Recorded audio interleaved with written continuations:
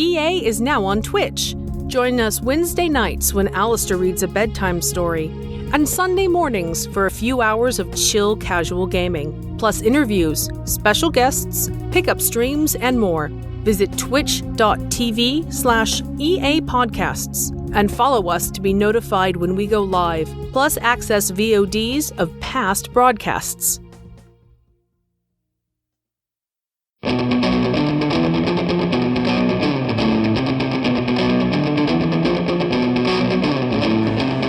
Escape Pod, Episode 876, Like Stars Daring to Shine, by Somto Ayeswe.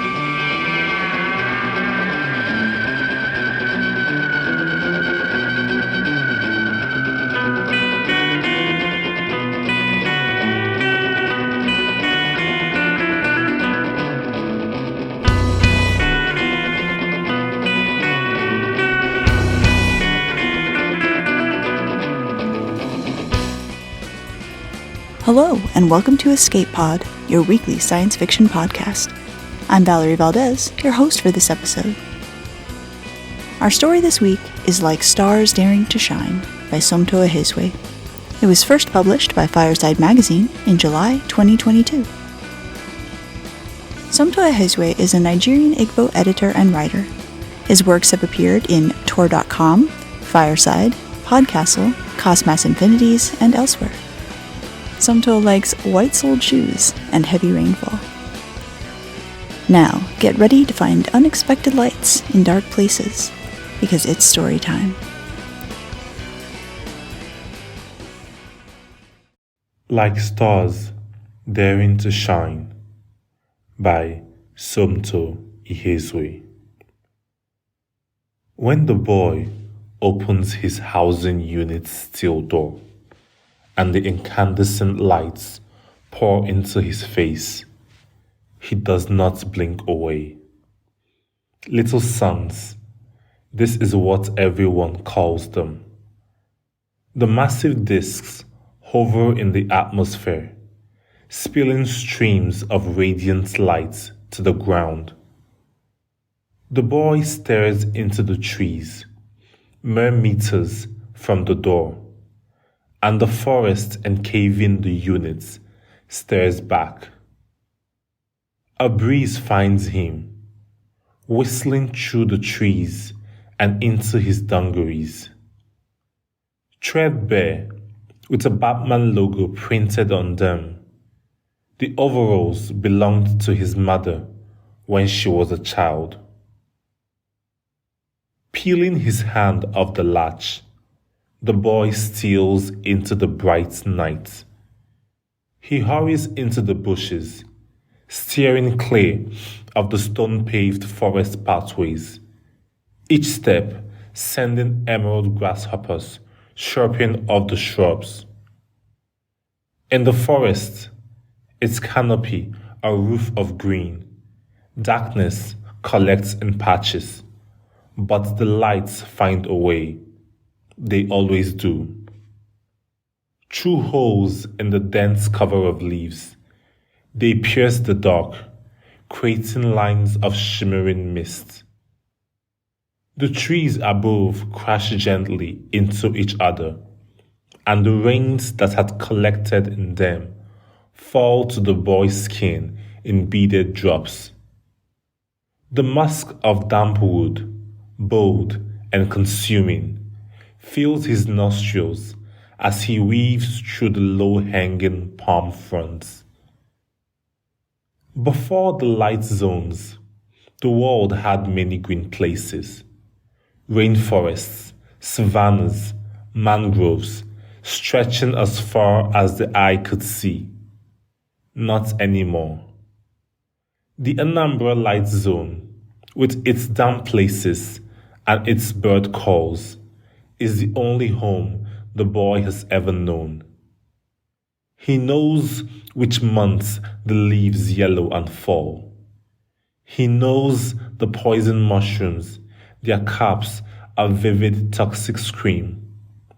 He knows the stones that birth the streams. He knows the places the Niger River breaks. The boy stops when he sees the electric fence of the multi-science research facility. The words "restricted area" plastered across it in red. Made up of rows of cuboid structures, the facility stands at the west end of the light zone, with carpets of green algae crawling over it. When they were bored of tree counting, he and the other zone children would sometimes hide in the Udala trees and guess at what might have once been the color of the buildings. Vermilion, Kiki, who had a crack zipping across the length of her glasses, always said the strangest things.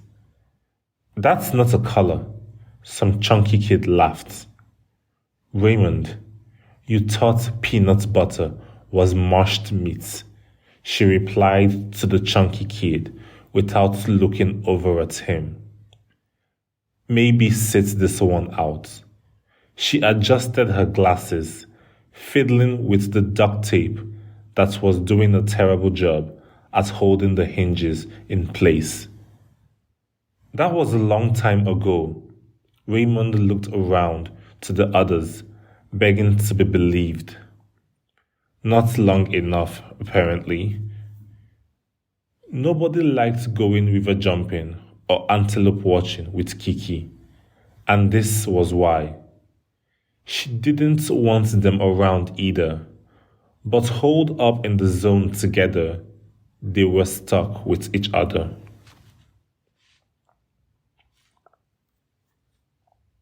13 years ago, in the eternal winter of 21-25, the boy and Kiki had been born here. They went to the same zonal school, climbed the same trees, and chased the same squirrels.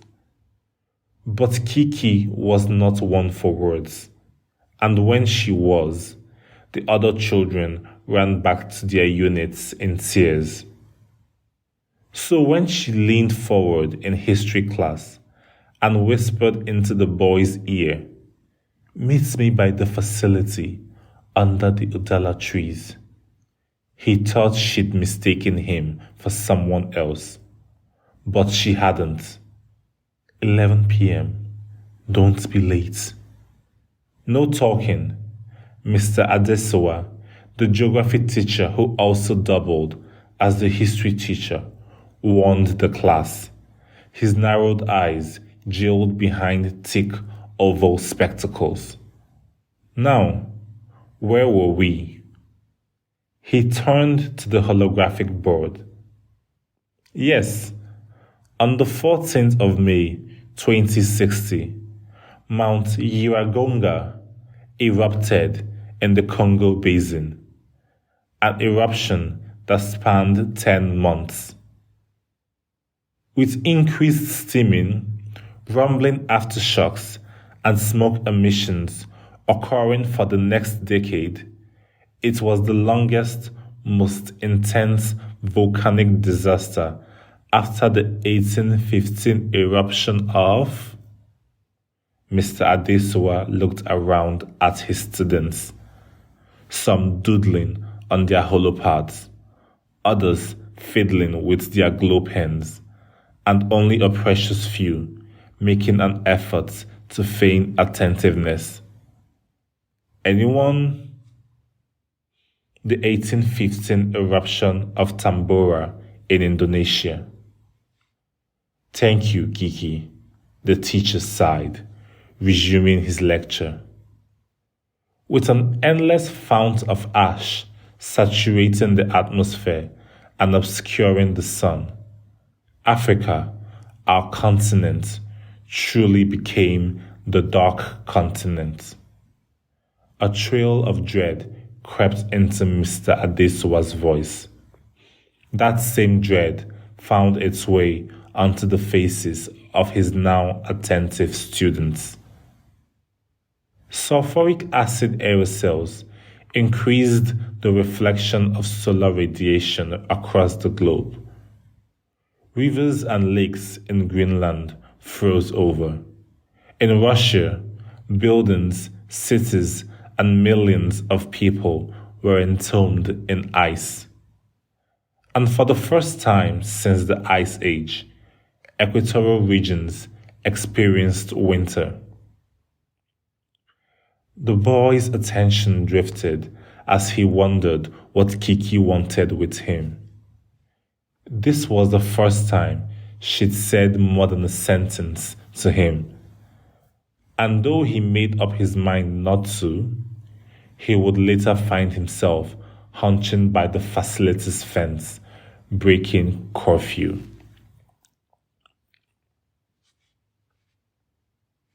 Shifting his weight from one foot to the other, arms crossed tightly over his chest, the boy tries to stay hidden.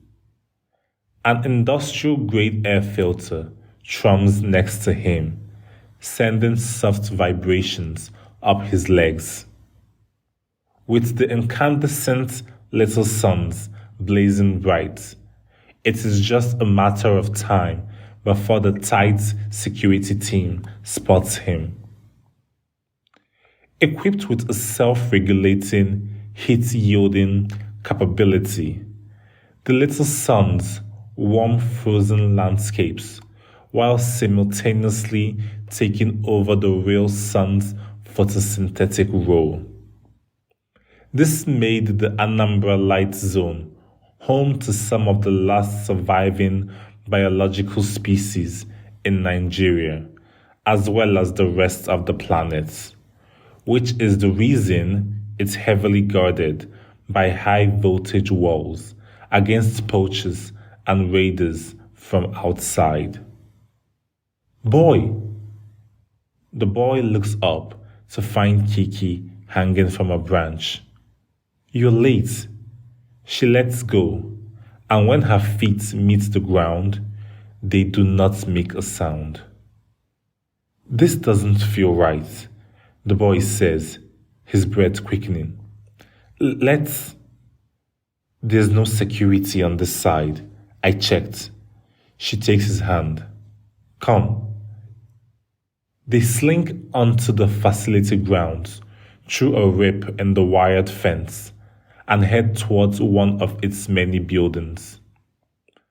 At the entrance, Kiki slips out a key card.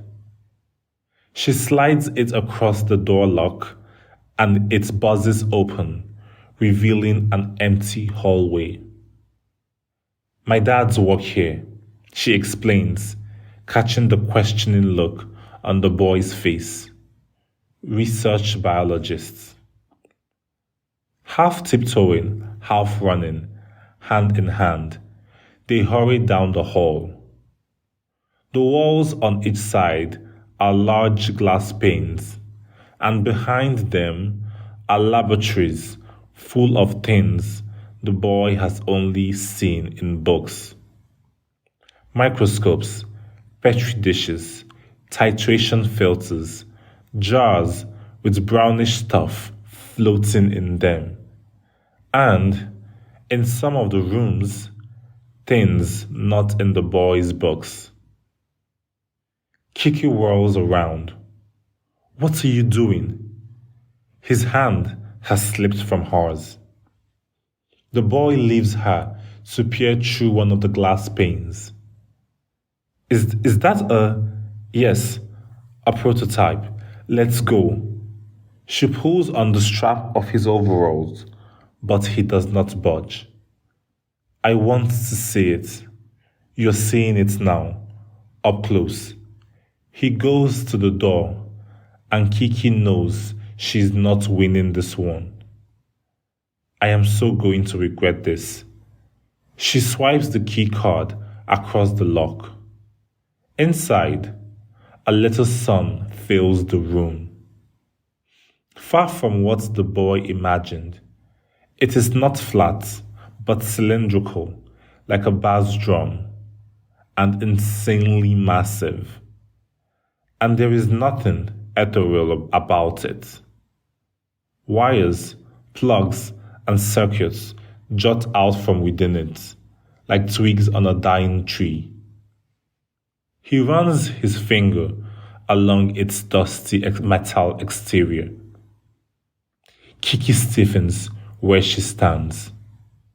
We need to go. With its two surfaces, one plated with blue solar cells, the other made of columns of fluorescent tubes. The little sun is in practice a solar-powered street light, only larger and more complex. How does it work? I don't know. Kiki punctuates every word, exasperation walking into her voice. But of course she knows. Unlike the boy, she paid attention in introductory tech class.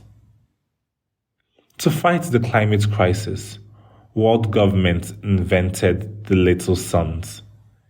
The disks, 100 times more powerful than the average solar panel, absorb light energy from the sun, converting it to beams too concentrated for the sulfuric aerosols in the atmosphere to reflect. And so, dusk till dawn, the little suns shine, sentries on guard. Whoa! The boy looks up. A map is etched into the ceiling. Is that a world map? More like a map of what's left. Come on, let's go. What are those? The red spots? Light zones. So few. He slants his head. Why couldn't they just shield the whole world? He gestures to the prototype. Do you ever listen in class? The boy shrugs. With limited time and resources, the advanced multi-purpose billion-dollar design of the technology was not accessible enough to enclose entire countries. Kiki starts like she's reading out of an encyclopedia. The boy blinks at her. A compromise was reached, and the suns were suspended over arable lands, wildlife reserves, and forests. Monaco did it. The boy smirks, crossing his arms. He knows something she doesn't. Monaco was a very small, very wealthy nation, Kiki sighs. They could afford to shield their entire landmass. The boy looks back up. The area above the US and its 5 zones is a sheer patch of white. Mr. Adesuwa said Canada was a frozen graveyard long before a little sun got mounted. The aftermath of the eruption was hardest on polar countries. Most had to migrate their citizens towards the equator, to Kenya, Indonesia, Colombia, and here. Sure, it's cold here, but it's tolerable. Do you think the people on the outside are okay? Seeing as they are always trying to get in here, I take it they are not. We should just let them in. We can't. Why? There's barely enough room and resources as it is. We can't risk an overpopulation crisis. Our parents are only here because the work they do is important, nothing more. My mom doesn't work here in the facility like your parents. She's down in agriculture. And without her, we'd all starve, including those on the outside relying on us for monthly supplies. Kiki takes his hand again. I want to show you something. They head to the end of the hall and down a spiraling metal staircase. The stairs empty into a mass of interlocking pipes and dripping tanks that comprise the central grade of the drainage system. A chemical stench hangs in the air. Kiki lifts a sewage lid like she's done it 100 times before, and the lights spill past her into the dark below. Get in. No, the boy backs away. I'm not jumping into some random sewer. His astonishment at seeing the prototype is long gone at this point. I knew I should never have come. So why did you? I don't know. I thought maybe I don't know. He coughs once, scratching the side of his neck. Oh God, you thought I wanted to kiss you? Kiki's expression cannot decide between disgust and shock. Yeah, no, that's not what I meant. Just get in. Too embarrassed to protest further, the boy climbs down the greasy, wet ladder. Following him, Kiki closes the lid, and the sewer goes pitch black. In the forest, under the cover of the canopy, the boy has experienced shades of darkness, but nothing like this. This is encompassing, ripping him of his sense of space, of being. He cannot tell where his body ends and where the darkness begins. Kiki, where are you? Relax, I'm right here. She shines a headlamp into his face. I want to go back. Not yet. Handing him a lamp from the row of others hanging on the sewer wall, she trudges ahead, dispatching puddles of water with every step. The boy follows. Walking with a knowing sway, Kiki does not pause when the tunnel splits in three, and, unlike the boy, does not shriek when a rat scurries over her toes. How many times have you been down here? Kiki mutters, and nothing else. The air starts to smell of river rocks as the pipes, murky water, and defined walls give way to a larger, rough, cave-like exterior. Kiki stops. Are we there? Turn it off, she says, switching her lamp off. They don't like the light. Who? The boy hesitantly does as she says. Who doesn't like the... Then he sees it. A speck of light afloat in the dark. Another follows, twirling and glinting, up and up. A third comes, then a fourth, then 1,000. Fireflies. The word leaves his lips as a whisper, his breath catching in his throat. Have you ever seen anything like it? The swirling lights glint off the lenses of Kiki's glasses, casting her entire face in a scintillating glow. In the cave's immensity, swelling with the euphonic hum of lacy wings, swarms of fireflies dance, a rain of stars. No, the boy has seen nothing like it. But, he finds his voice. My mom said, she said they all disappeared when she was little. She said the lights blinded them. She said, I know. The lights made their mating glow invincible, and, unable to evade predators or reproduce, they went extinct. I know. Kiki let her impatience show. But look, they are right here. How did you find them? I didn't. My dads have been coming down here for months, studying them, how they've survived this long. I guess the warmth from the little suns helped. The boy inhales the fresh, warm air. About that, what? Don't freak out, but we are not in the zone anymore. Where are we? Where do you think? Kiki scoffs. It takes a minute, but it comes to the boy. His eyes widening. He spins around, frantic.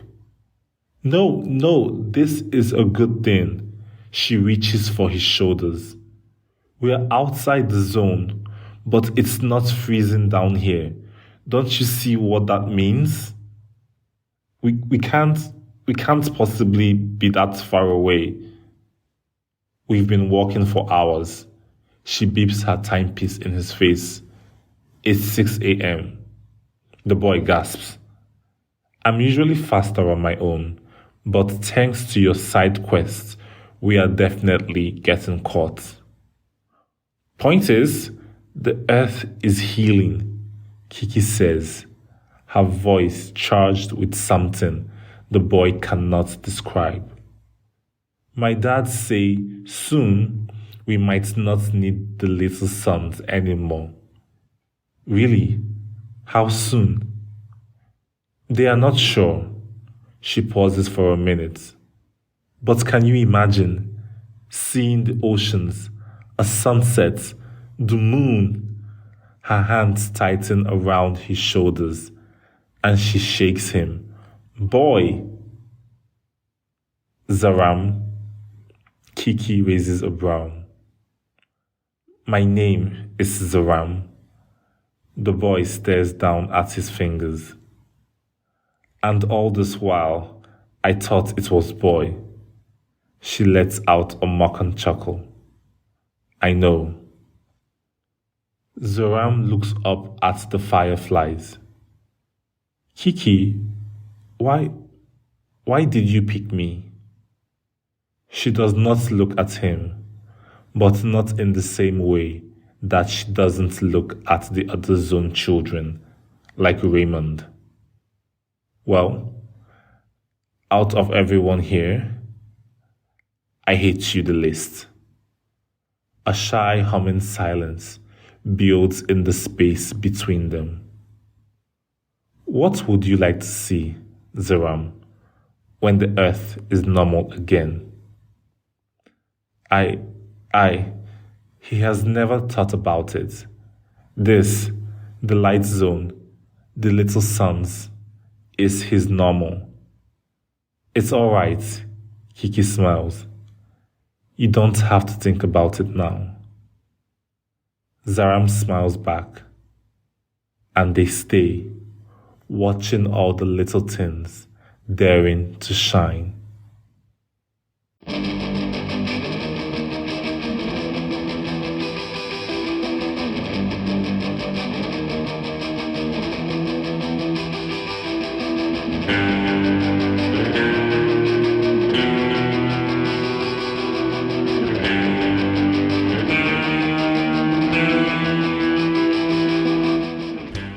Once again, that was Like Stars Daring to Shine by Somtola Hazeway.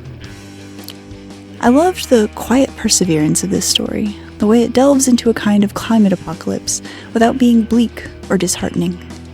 Instead, it allows the natural curiosity of children to shine through, their little lights illuminating a brighter future to come. Escape Pod is part of the Escape Artists Foundation, a 501c3 nonprofit, and this episode is distributed under the Creative Commons Attribution Non-Commercial No Derivatives 4.0 International License. Don't change it, don't sell it, please do share it. If you'd like to support Escape Pod, please rate or review us on Spotify, Apple Podcasts, or your favorite app.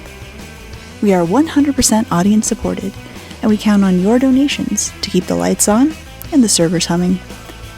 You can now donate via 4 different platforms. On Patreon and Ko-fi, search for Escape Artists.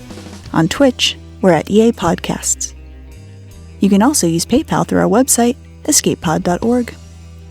Patreon subscribers have access to exclusive merchandise and can be automatically added to our Discord, where they can chat with other fans as well as our staff members. Our opening and closing music is by Daikaiju at daikaiju.org. And our closing quotation this week is from Chinua Achebe, who said, "The impatient idealist says, 'Give me a place to stand, and I shall move the earth.' But such a place does not exist. We all have to stand on the earth itself and go with her at her pace."